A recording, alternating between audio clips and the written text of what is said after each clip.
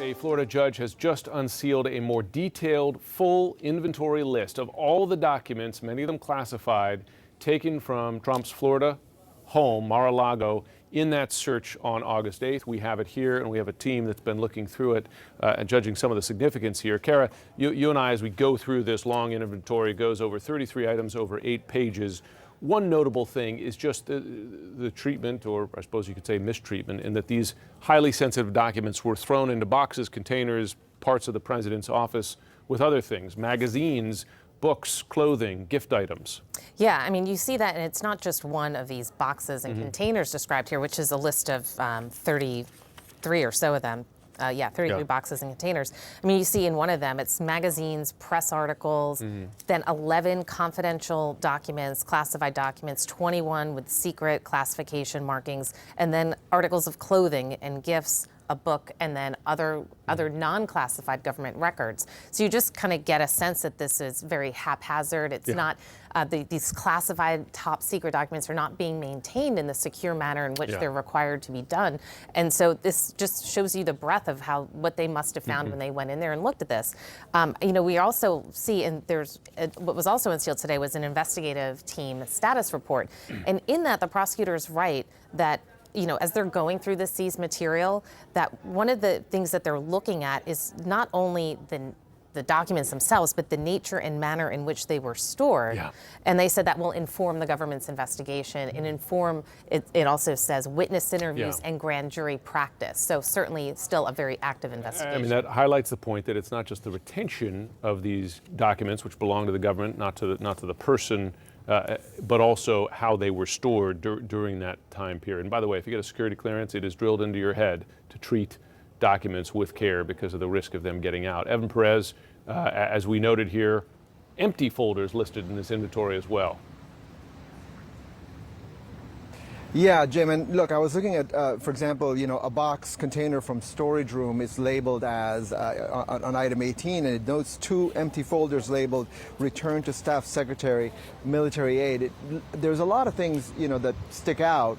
We can't draw any conclusions, obviously, but it does, you know, fit into the pattern of what we know the former president, his practices were when he was president. And this is the kind of thing that the grand jury, that any witnesses that are going to be brought before the grand jury investigating this this case, as part of this investigation, they're going to be asked about the president's habits. You know, one of the things we know is, you know, he had a habit of, when he was getting briefed, he would ask for the documents and he would want to keep them, even though the protocol would be for him to return them to the aide who was handling it.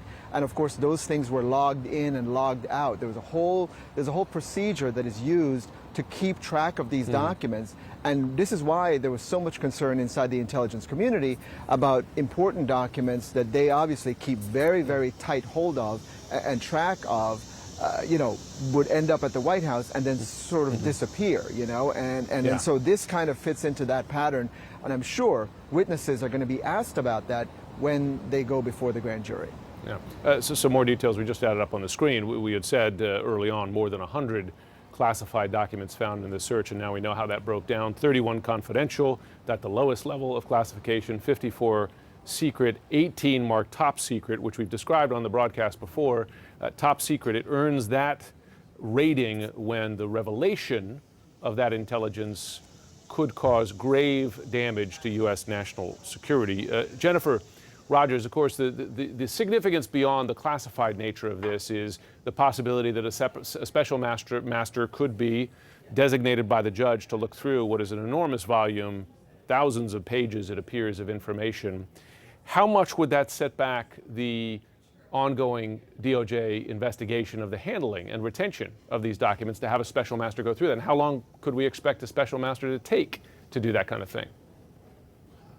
It's really hard to tell, Jim, because a special master can't even start that job until one is selected. You know, usually the judge will ask the parties for recommendations, then appoint someone. That person needs to be cleared to SCI clearance level above top secret, so that will take time.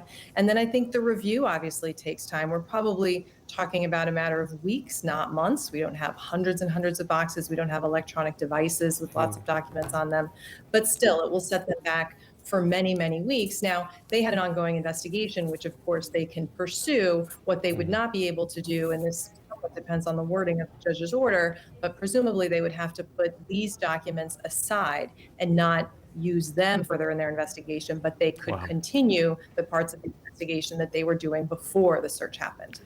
Lord, we've done a count now. Takes some time to do it when there's this many. It is, in fact, more than 11,000 non-classified government's documents. That's the non-classified ones. As we just mentioned, there were more than 100 classified ones taken, and this is just during the August 8th search. So after the January moment when Trump and his team handed over some of the documents and then claimed they'd handed everything over. 11,000 government documents. Jennifer, I just have to ask you from a legal perspective, if you're looking into this for the possibility of a criminal case, an indictment, does volume factor into that decision? It does, because it tells you something about the egregiousness of the behavior, and it tells you something about intent. I mean, we already knew here that there was a lengthy back and forth between Trump and his team and the government, both the National Archives and of course DOJ and FBI, so that there's no question that he knew he was possessing these materials, the nature of them, that they needed to be turned over and wasn't doing that. So that tells you most of what you need to know about intent. But it also matters, I think, that you're not talking about a handful of documents. You're talking about hundreds, thousands of documents. So it will matter to DOJ ultimately when they consider charging this, because, it just goes to the egregiousness of the conduct and the intent.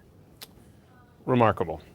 More than 11,000 documents, more than 100 classified documents found just in that August 8th raid. Thanks for watching our YouTube channel. Follow today's top stories and breaking news by downloading the NBC News app.